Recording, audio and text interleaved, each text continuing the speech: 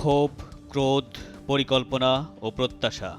শব্দে, বাক্যে আর ছবিতে দেয়াল জুড়ে সাম্প্রতিক বাংলার মুখ। যে মুখ মলিন হলেও স্বপ্ন দেখায় সুন্দর আগামীর।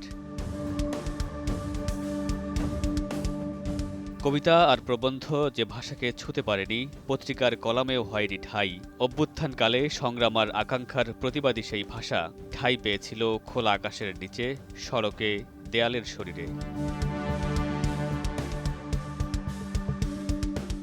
পাহাড় থেকে সমতল, দেশ জুড়ে ছড়িয়ে থাকা এমন গ্রাফিতি নিয়ে রাজধানীর দৃক গ্যালারিতে paint the sky, make it yours, তারুণ্যের চোখে ভবিষ্যৎ বাংলাদেশ শীর্ষক প্রদর্শনীতে উঠে এসেছে জুলাই বিপ্লবের ছবি। যে ছবি একই সঙ্গে মনে করিয়ে দেয় পেছনের ত্যাগের গল্প আর আগামীর বাংলাদেশের রূপকল্প।